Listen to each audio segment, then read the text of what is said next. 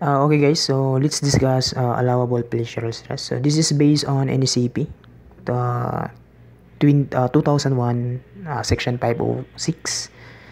So this section is a test for unstable elements only.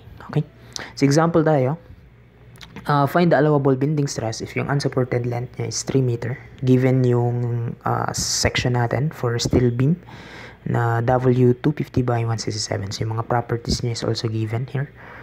And since E36 steel yung ginamit natin, so expected yung Fy natin is 248 megapascal. So first, pag nagdi-design tayo ng steel beam, first we need to check for the lateral support kung adequate ba. Okay, so solution. First is we need to check for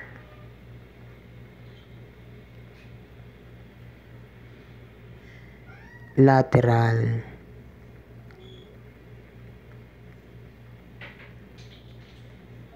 support. So, yun yung pinakauna nating chine-check. Okay, so may mga range tayo dyan.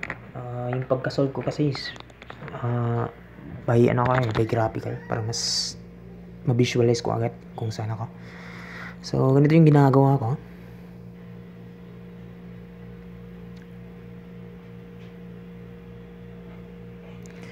Okay, so meron akong range dito. Ayan. So pag dito is ito yung LU. Okay, so this is 137,900 area of the flange all over FYD. And then let's say yung range na to dito is LC.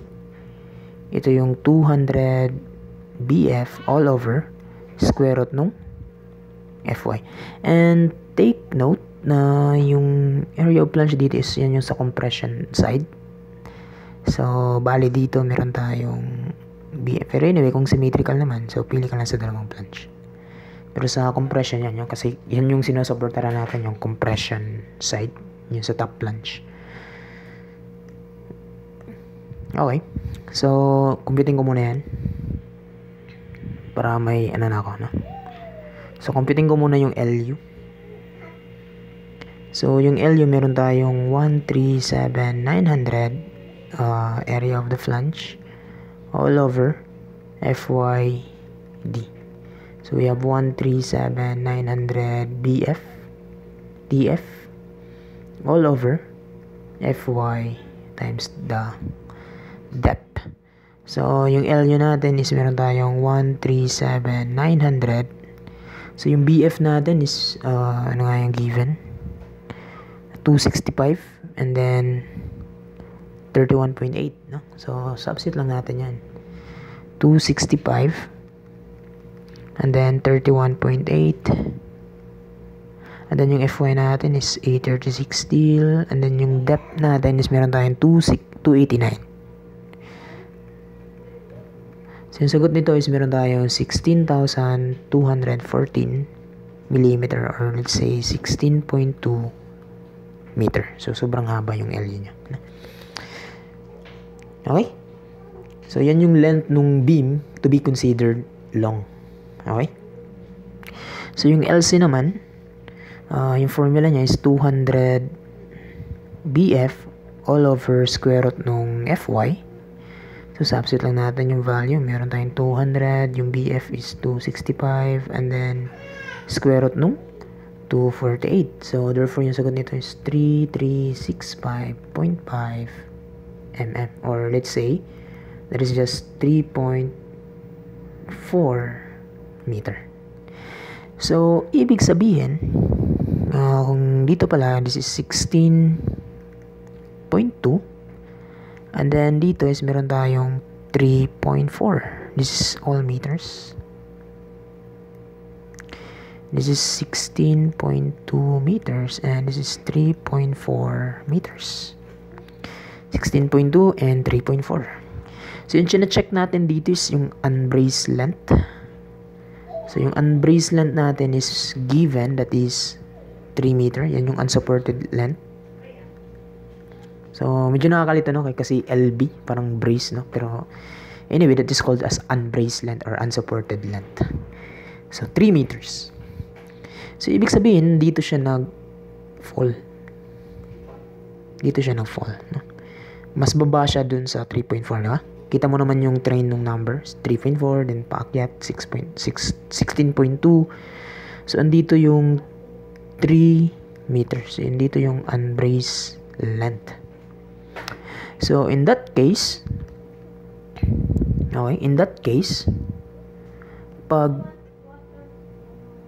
okay, dito kasi, no, pag yung LB mo, diba, is greater than LU, bali, above siya nung LU, diba? So, andito siya na range, no? So, yung chine-check mo nyan is, bali, tawag dyan, that is laterally unsupported. Okay? So, you need to check for slenderness, which is later in the next video. Pag dito ka, so, you need to check for slenderness ratio.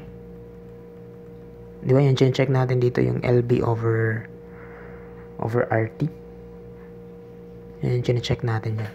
And then dito, pag yung LB mo, diba, is in between nung LC, so less than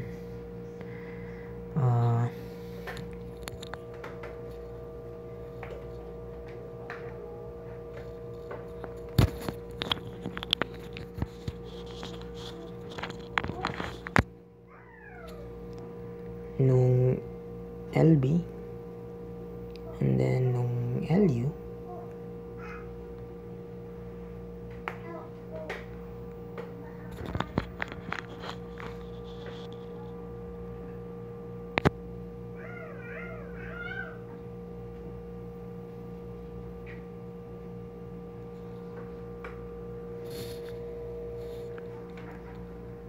okay, so less than or equal. So this is partially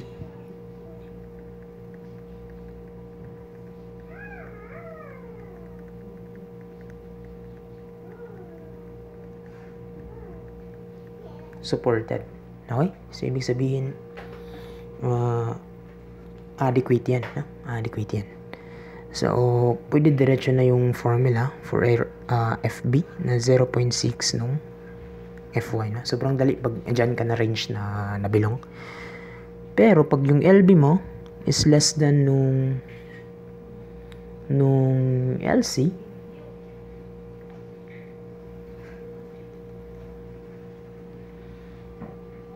okay?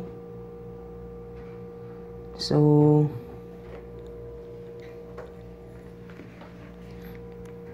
you are under laterally supported.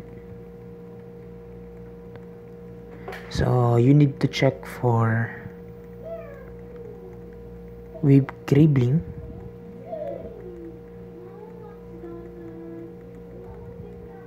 And then you need to check for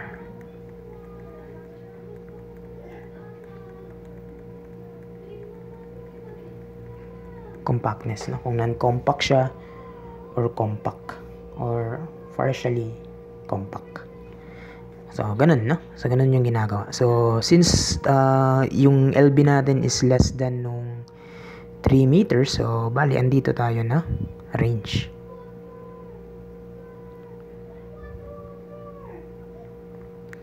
So, andito tayo na range. So, we need to check for wave cribbling tsaka compactness. So, I hope klaro tayo.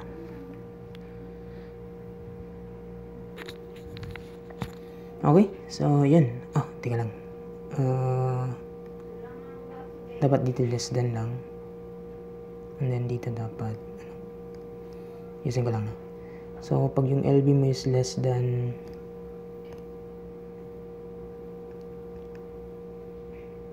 in between siya nung LC tsaka LU. Pero less than dito less than or equal. Then dito is less than or equal LC. No? So, pag yan nangyari na yung LB mo is less than or equal LC, so, kailangan mong i-check kung wave cribbling tsaka compactness. Okay? So, at least klaro tayo dyan. Nais ko lang na. Medyo na ano ko lang. Sige. So, continue tayo sa wave cribbling then compactness. Dito na lang sa next page.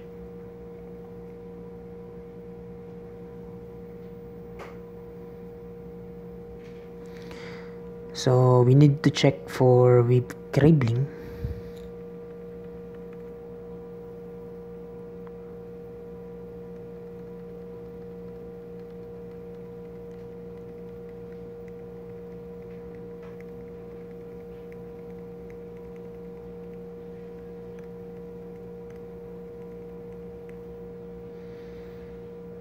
Yan. So, sa wave cribbling,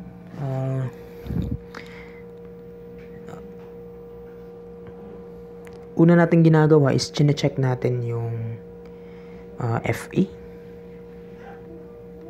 over yung sa axial, no? With respect to axial, bali parang kung ito yung beam natin, kung loaded siya ng ganito, no?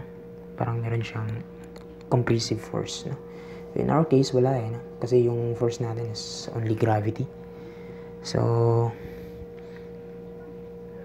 bali assume na lang natin, no? So since there is no axial force, so pag nangyari meron, so kailangan mong i-check yan, no? Since there is no axial force, yung FA natin is just equal to 0. Okay? So chine-check lang natin to kung less than or equal 0.16. Okay? So ganun lang yung ginagawa natin. So in this case, meron tayong 0 over yung FA. Is it less than or equal 0.16? So this is 0, no? So kailangan na natin i-check yung D over TW. So ganun lang, no? So bali dito is bali parang ito, no?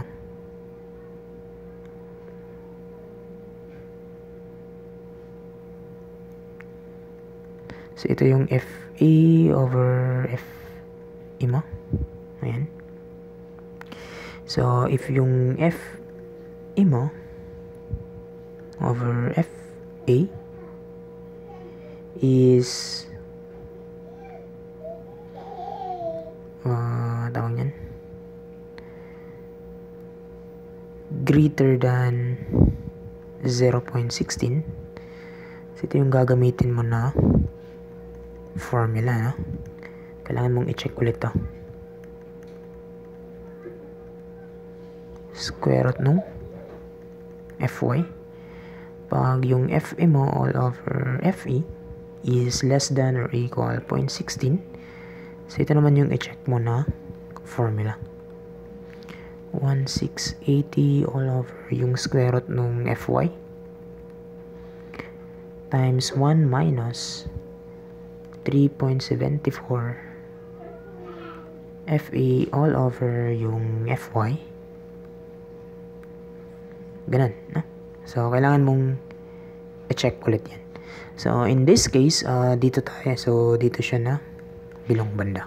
Okay, so yan yung gagamitin natin sa next na procedure. So, andito ako na range.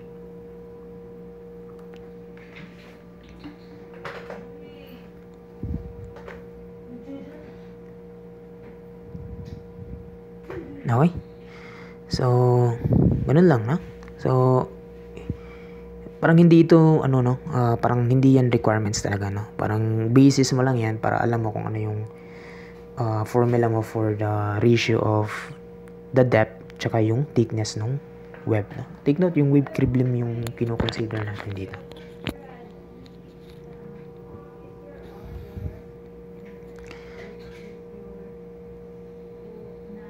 Sige. So, compute na natin, no? So, yung D over TW natin, D over TW natin, meron tayong 289 all over yung, kalimutan ko yung thickness. So yung thickness is nung web 19.2. Okay, so meron tayo ditong 19.2. So therefore yung sagot nito is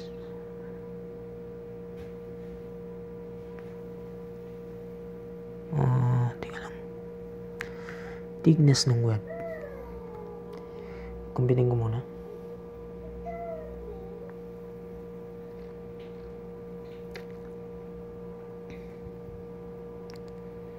$289 all over 19.2. We have 15.05.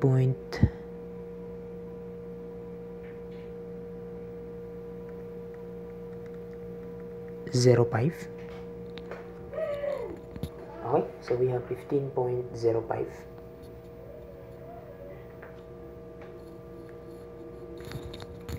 And then check natin yung 1680.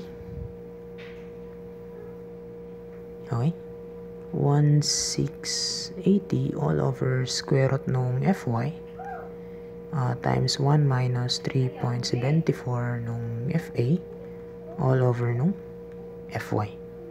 So check natin yan, meron tayong 1680 all over square root nung 248, and then we have 1 minus 3.74 times yung Fe natin is wala na 0, so times 0 na lang yan.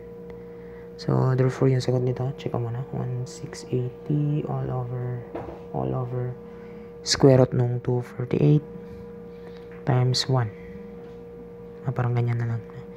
So we have 106.68.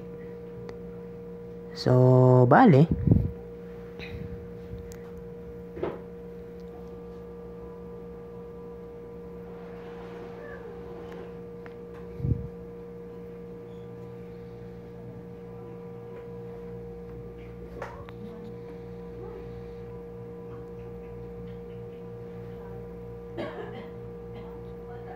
okay, so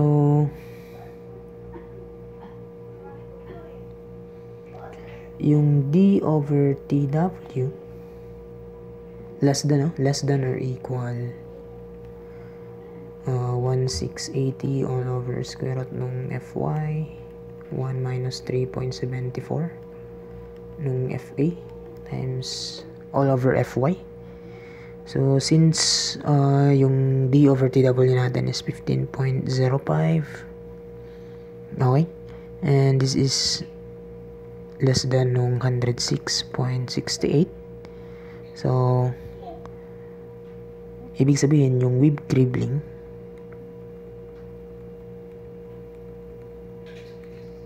is not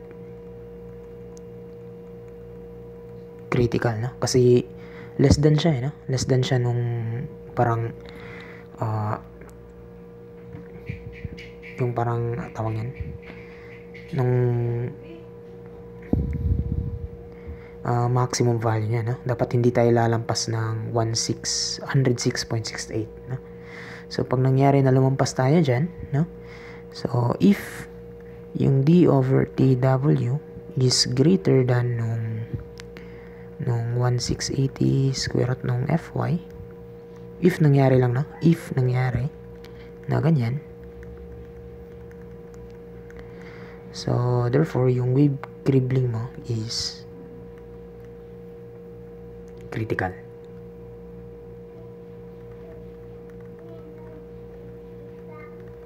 So yung gagamitin mo dyan for FB is automatic na yung 0.6 Fy, no? Pag nangyari na ganyan, no? So since dito is hindi, so yung web cribbling is hindi critical, no? So malabong mag-bend yung web natin, no? Or parang mag-experience ng local backlink, parang ganun, no? Kung ito yung planche natin, ito yung web, so malabo siyang gaganyan, no? Kasi hindi nga critical yung web cribbling. Sige, so yun na, no? So punta na tayo dito, no? So we need to, since web cribbling is not critical, so we need to check for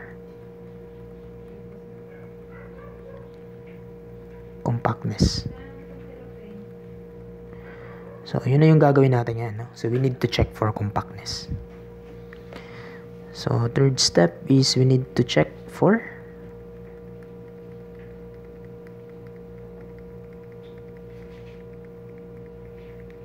compactness. Yun. So, bali dito. So, ganun pa rin. Ulitin ko lang yung kanina. So, meron ako ditong mga range. Okay. So, ito yung range na 250 all over square root ng Fy. And then, dito, ito yung 170 all over square root ng Fy. So, yung chine-check natin is yung BU over thickness ng planche, no? Bali, yung planche naman kung gaano ka-compact. Okay, yung kanina web cribbling, so yung web, dito is yung sa planche. So, chine-check natin yung BF all over 2, yan yung sa BU. Then, TF. Okay, ilan to? Ito is 250 all over square root ng 248. So, therefore, yung sagot nito is, ilan yan? Kumpitin ko muna.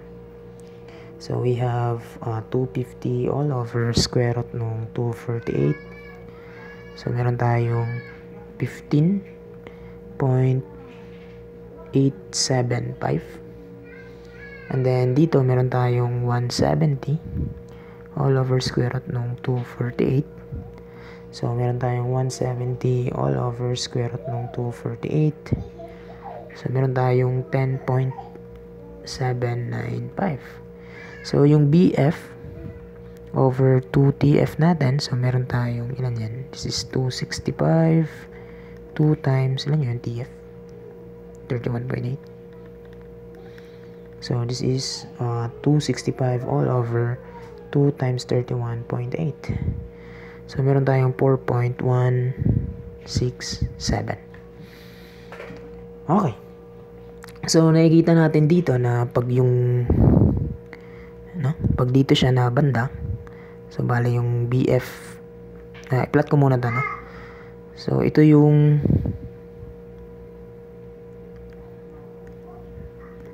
andito yung 10.795, and then andito yung 15.875. So, bale yung BF natin andito na. Mas baba siya dun sa 10.795. So, this is 4.167. So, if nangyari na dyan siya na range, okay, so, if yung BF over 2TF mo is less than nung 170 all over square root nung Fy, okay, so, use FB, no, 0.66 Fy. So, yan na, no? For doubly symmetrical na I and H beam, so, meron kang 0.75 na Fy, no? Pero, dito lang muna tayo sa 0.66. So, meron na tayong FB na 0.66 nung 248. So, therefore, we have, kumpitin ko muna, 0.66 times 248, 163.68.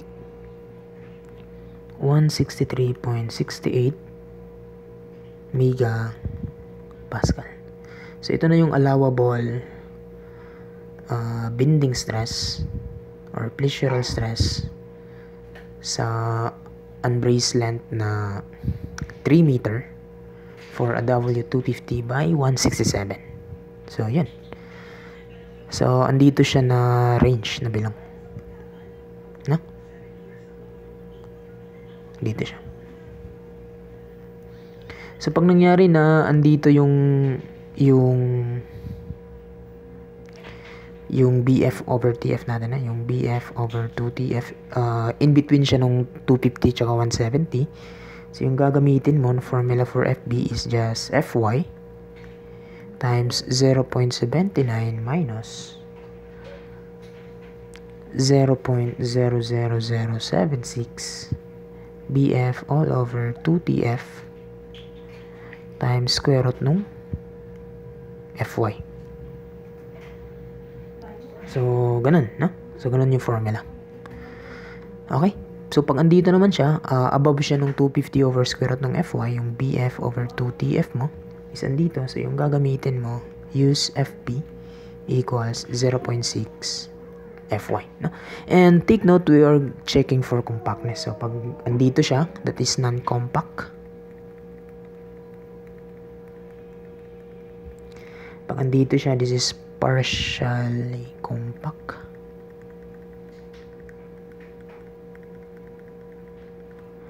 And pag andito siya, that is a compact section, no? So, pinakamagandang gamitin talaga for beam is compact, no? Para ma-minimize mo yung local backlink, no? Kung compact yung section mo.